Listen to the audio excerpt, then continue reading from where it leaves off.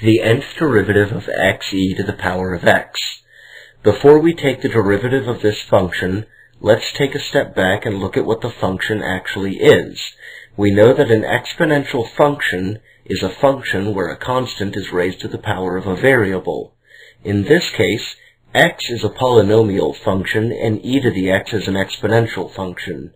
Therefore, our current function is the product of a polynomial and an exponential function.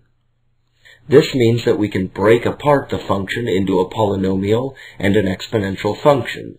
Since it's a product, we have to use the product rule to take the derivative. Recall that the product rule states that if h of x equals f of x times g of x, then h prime of x equals f prime of x times g of x plus f of x times g prime of x.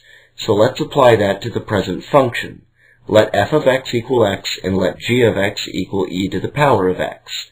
Now let h of x equal f of x times g of x. We want to find h prime of x. First, write out the product rule. Now replace f of x by x and g of x by e to the x.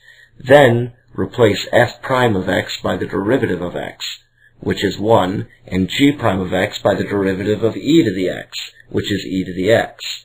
X multiplied by 1 is just x, so we can forget about the 1, leaving us with e to the x plus x e to the x.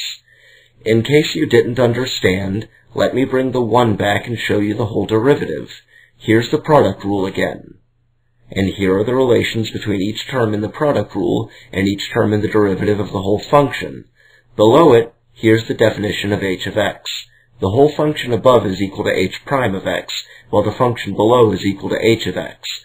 Notice that the whole derivative is just the original function plus e to the power of x. Now, let's take the second derivative. Recall that the derivative of a sum is the sum of the derivatives. That is to say, if h of x equals f of x plus g of x, then h prime of x equals f prime of x plus g prime of x. So let h of x equal e to the power of x plus x e to the power of x. Notice that on one side of the plus sign we have a single function, while on the other side of the plus sign we have that same function multiplied by x. So let's say that h of x equals f of x plus g of x times f of x, where f of x equals e to the x and g of x equals x. We'll use red arrows to point from the functions to their derivatives. In this case, we simply take the derivative of the first function, which is e to the power of x. We know that e to the power of x is equal to its derivative, so nothing happens on the left side of the plus sign. On the right side of the plus sign, we have a product of two functions, so we use the product rule again. If we let k of x equal f of x times g of x, then k prime of x equals f prime of x times g of x plus f of x times g prime of x. Replace k of x by x e to the power of x, and replace f of x and g of x with x and e to the power of x respectively. Then k prime of x equals 1 e to the power of x plus x e to the power of x. So our total derivative is e to the power of x plus e to the power of x plus x e to the power of x.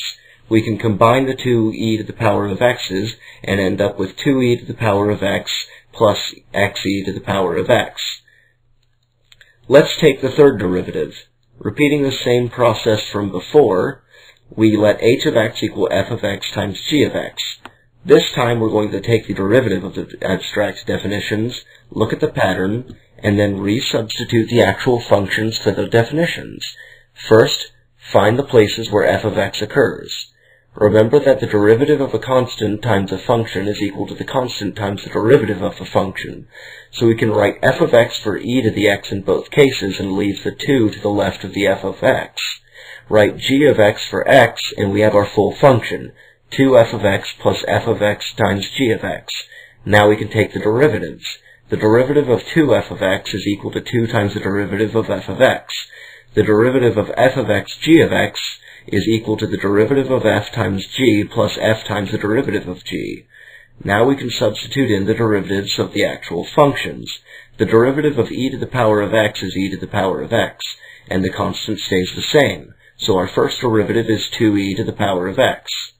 The derivative of x is 1, and f of x equals x.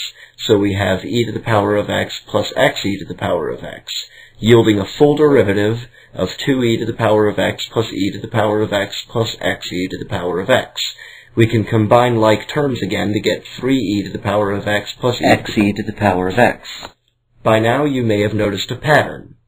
Each derivative of xe to the power of x pops out a new e to the power of x and adds it to the previous derivative. This holds for the first, second, and third derivatives. You can keep doing this as much as you want, and you can keep combining like terms.